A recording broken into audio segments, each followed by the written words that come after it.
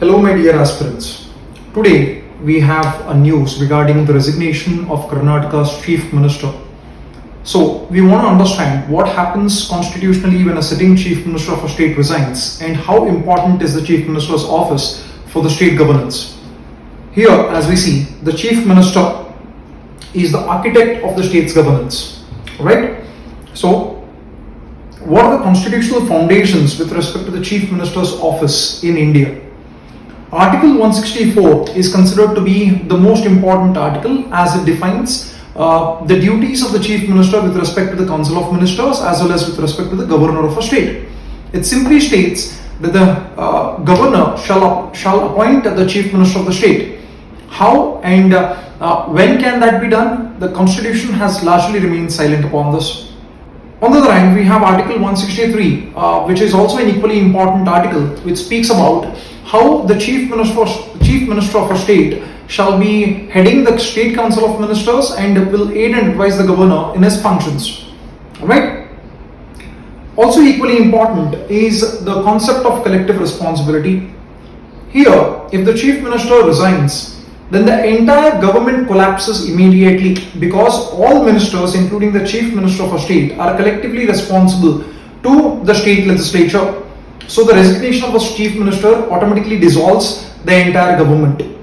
Alright?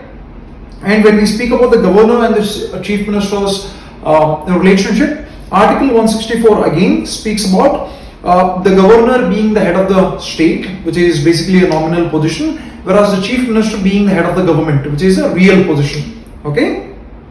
Moving further, what are the appointment dynamics of the Chief Minister vis-a-vis the Governor of a state?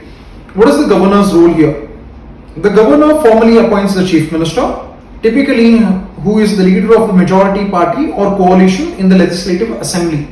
Right? We recently saw state legislative assembly elections being concluded in Tamil Nadu or West Bengal or Assam or even the Union Territory of Puducherry. In all of these cases, the governors of the respective states invited the leader of the largest political party which had won the state elections, and they appointed these individuals as the chief ministers of the states. So today, when the Chief Minister of Karnataka has resigned, the Congress legislature party will meet very soon to select a leader, and this leader's name will be forwarded to the Governor, and the Governor shall appoint the same individual as the new Chief Minister of the state. That means the Congress shall continue to be in power for the remaining 2 years of their term. However, here the Chief Minister shall change and technically the governments change. That means Siddaramaya's government would have served for 3 years, and now whoever would become the next Chief Minister, his government would serve for the remaining 2 years of the tenure. Alright. So in case election results into hung assembly, there is a possibility of the Governor exercising his discretionary power and choosing an individual and appointing them as the Chief Minister and then giving them substantial number of days to prove their majority on the floor of State Legislative Assembly. This is how the Constitution has to go ahead. Alright. Now, when we speak of the Chief Minister, what are generally the powers and functions of this position according to the Constitution? Alright. The Chief Minister plays as the state's national representative. Because he is the face of the government, he presents the state's interest at national forums and with the union government. Because this is the chief ministerial government and Chief Minister is the head of the government, he interacts with the national government or with the central government on the state's behalf. He is also the principal advisor to the Governor. Since we spoke about Article 164, Article 164 clearly mentions that the Chief Minister and the Governor would have a cordial relationship, and the Chief Minister would constantly advise the Governor with respect to the duties of the Governor or the Governor's office. Alright.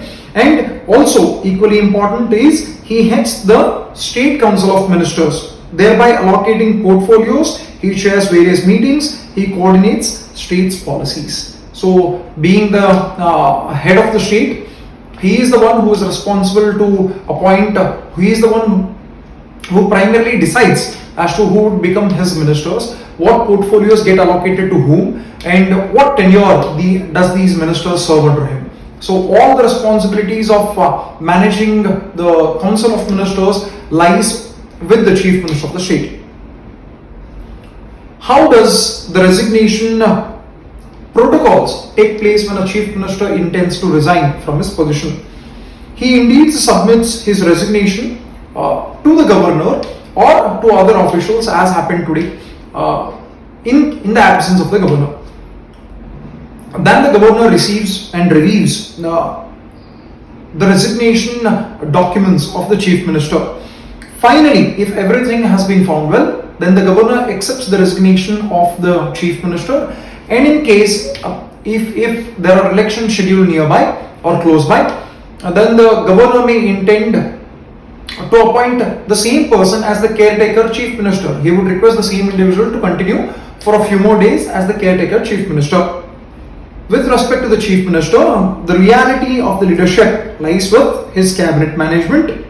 How the cabinet is efficiently managed by the Chief Minister and how the government survives for the 5 full years of the term depends upon how efficiently he manages it. Administrative execution.